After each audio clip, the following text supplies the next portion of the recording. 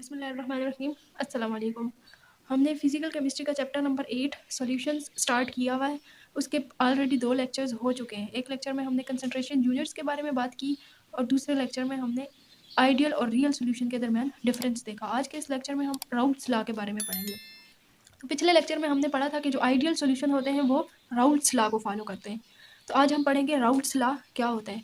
Vapour pressure तो आप लोगों को पता ही है क्या होता है। वेपर प्रेशर, जैसे फॉर एग्जांपल यहाँ पर एक कंटेनर है, ये ऊपर से ढका हुआ है और इसके अंदर यहाँ पर लिक्विड पड़ा हुआ है। तो लिक्विड जब एवापोरेट होगा तो यहाँ पर लिक्विड के वेपर्स इकट्ठे होते जाएंगे। तो इन वेपर्स का कुछ प्रेशर होगा। अब ये वेपर्स चूँकि गैशियस फॉर्म में होते हैं तो ये रैंडमली मूव कर रहे होते हैं और इस रैंडम मूवमेंट के दौरान ये कोलाइड करते हैं with the wall of container and with the surface of liquid. और इसी कोलिजन की वजह से इनका प्रेशर होता है, क्योंकि प्रेशर भी तो होता है फोर्स पर यूनिट एरिया। तो इन वेपर्स का कुछ ना कुछ वेपर प्रेशर होगा और अगर टेम्परेचर बढ़ाएंगे तो वेपर प्रेशर बढ़ेगा, क्योंकि टेम्परेचर बढ़ाने से मॉलिक्यूल्स के पास काइनेटिक एनर्जी आ जाती है और जब काइनेटिक एनर्जी ज़्यादा हो जाती है तो वो फिर वेपर्स की फॉर्म में ऊपर उठ जाते हैं और उनसे वेपर्स बन जाते हैं। और अगर हम इसी लिक्विड में अगर हम सोल्यूट ऐड कर दें, non volatile and non electrolytic, जैसे देखिए यहाँ पर ये लिक्विड पड़ा हुआ है, ऊपर से ढका हुआ है और इस लिक्विड के अंदर हमने सोल्यूट ऐड कर दिया। अब ये जो सॉलिड डॉट्स हैं ये सोल्यूट को रिप्रेजेंट कर रहे हैं। तो सोल्यूट सरफेस के ऊपर भी आएगा, ये सोल्यूट है और ये चीज़ सॉल्वेंट है। तो अब इस केस में सोल्यूट की एडिशन के बाद वेपर का जो प्रेशर है वो कम हो जाएगा, कम वेपर्स बनेंगे। इसकी वजह यह है कि जो सोल्यूट ऐड किया है वो सरफेस पे आ जाएगा, जिसकी वजह से यहाँ से कम वेपर्स बनेंगे। Addition of solute to the solvent decrease vapour pressure. अब राउल्ट्स लॉ भी यहीं से स्टार्ट होता है। राउल्ट्स लॉ, राउल्ट्स लॉ क्या है इसकी डेफिनेशन हम देख लेते हैं। Raoult's law is the quantitative relationship between the vapour pressure of solution and quantities of solute and solvent. जैसे कि यहाँ पर बताया है कि सॉल्यूट की एडिशन से सॉल्वेंट का वेपर प्रेशर कम हो जाता है। तो राउल्ट्स लॉ हमें बताता है कि कितना सॉल्यूट ऐड करने से कितना वेपर प्रेशर कम होगा, यानी ये क्वांटिटेटिव रिलेशनशिप बताता है between the vapour pressure of solution and quantities of solute and solvent. तो अब हम पढ़ेंगे राउल्ट्स लॉ की तफसील। Raoult's law when the solute is non volatile and non electrolytic. तो राउल्ट्स लॉ की टोटल 3 डेफिनेशंस हैं। एक एक डेफिनेशन को हम तफसील से पढ़ेंगे। तो पहली डेफिनेशन क्या होगी, देखें जब हमने non volatile and non electrolytic, non volatile का मतलब है जो जिसके वेपर्स ना बने और नॉन इलेक्ट्रोलाइटिक का मतलब है कि वो ना डिसोसिएशन शो करे और ना ही एसोसिएशन, यानी उसका मॉलिक्यूलर स्टेट सेम रहे। तो non volatile non electrolytic solute की एडिशन के बाद सॉल्यूशन का वेपर प्रेशर प्योर सॉल्वेंट से कम होता है। ये बात तो हमने पढ़ ली है। तो देखिए फॉर एग्जांपल यहाँ पर प्योर सॉल्वेंट है, यहाँ पर है हमारे पास प्योर सॉल्वेंट और इसके वेपर्स हैं और इनका वेपर प्रेशर, इन वेपर्स का जो प्रेशर है उसको हम पी नोट कहेंगे। और जब हमने सोल्यूट ऐड किया तो यहाँ पर ये सोल्यूशन बन जाएगा। अब सोल्यूशन में सोल्यूट भी है जो कि नॉन वोलेटाइल और नॉन इलेक्ट्रोलाइटिक है। अब इस सोल्यूशन के जो वेपर्स बनेंगे उनका वेपर प्रेशर थोड़ा इसके मुकाबले में कम होगा। तो हम मान लेते हैं कि यहाँ पर जो सोल्यूशन का वेपर प्रेशर है वो P है। तो राउल्ट्स लॉ की पहली डेफिनेशन के according vapour pressure of the solution will be directly proportional to the mole fraction of solvent. अब यहाँ पर x1 जो है मोल फ्रैक्शन ऑफ सॉल्वेंट है। तो अगर हम प्रोपोर्शनैलिटी का साइन हटाएंगे तो vapour pressure of solution will be equal to proportionality constant which is the vapour pressure of pure solvent into mole fraction of solute. अब इसको अगर हम डिफाइन करें, इस रिलेशन को हम डिफाइन करें तो राउल्ट्स लॉ की पहली डेफिनेशन बनेगी definition 1, vapour pressure of the solution is directly proportional to the mole fraction of the solvent. तो ये था जी राउल्ट्स लॉ की फर्स्ट डेफिनेशन। अब हम इसी रिलेशन से हम राउल्ट्स लॉ की सेकंड डेफिनेशन को डिराइव करेंगे।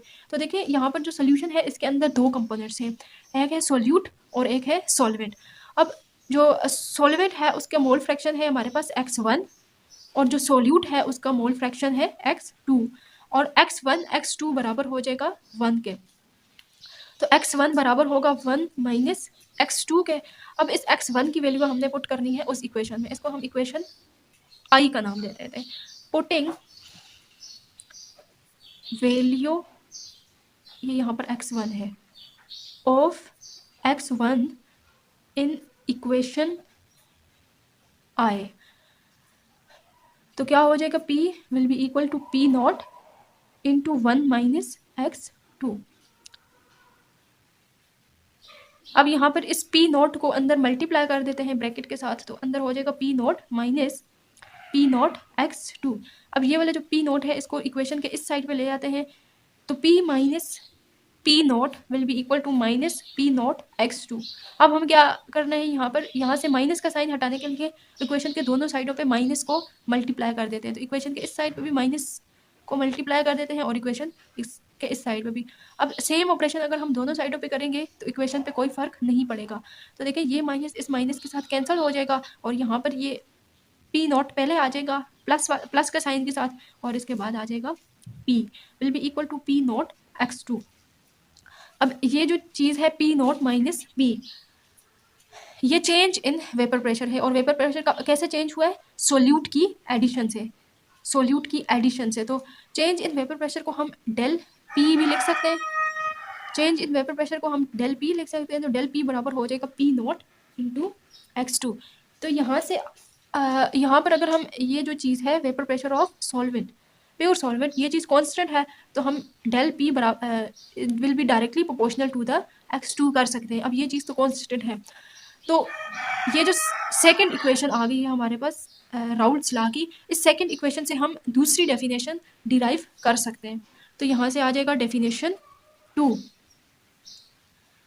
डेफिनेशन 2 में हम लिखेंगे the lowering of vapour pressure is directly proportional to the mole fraction of solute, जो कि हमने इस इक्वेशन से यहाँ पर लिखी है। अब यही जो सेकंड इक्वेशन है राउल्ट्स लॉ की, जिससे सेकंड डेफिनेशन बनी है, तो इसी को हम थोड़ा ये वाली इस इक्वेशन को हम थोड़ा सा रीअरेंज करेंगे, तो हमारे पास एक थर्ड इक्वेशन आ जाएगी, और उस थर्ड इक्वेशन से हम राउल्ट्स लॉ की तीसरी डेफिनेशन को भी लिख सकते हैं। तो देखो डेल p बराबर है p नॉट x2 के, तो p नॉट को हम इस साइड पे ले आएंगे तो वो डिवाइड हो जाएगा डेल p के साथ, p nought divided by del p divided by p nought will be equal to x2 हो जाएगा।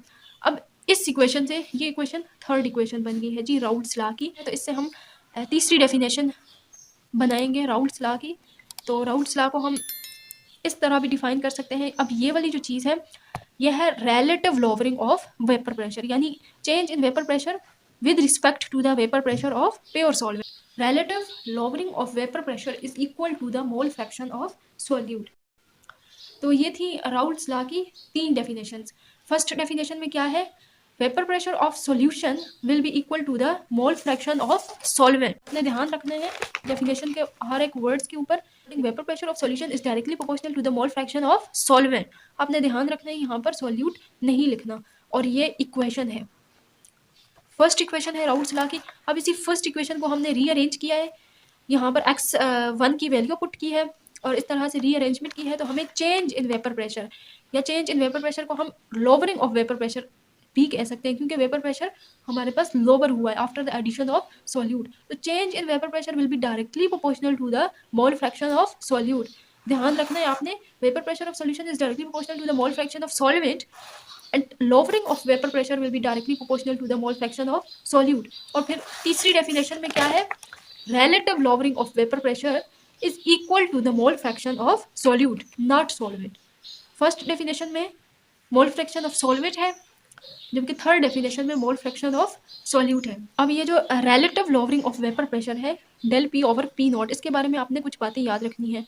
Importance of relative lowering of vapor pressure, तो जैसा कि इस इक्वेशन से पता चल रहा है कि vapour relative lowering of vapour pressure is independent of temperature, relative lowering of vapour pressure is independent of temperature, proportional to the mole fraction of solute. Mole fraction और concentration of solute is independent of the nature of solute. तो ये था Raoult's law, इसकी तीन definition हमने पढ़ी, तीन relation पढ़ी। उम्मीद है आपको ये समझ आया होगा। मिलते हैं अगली वीडियो में एक नए लेक्चर के साथ, तब तक के लिए अल्लाह हाफिज़।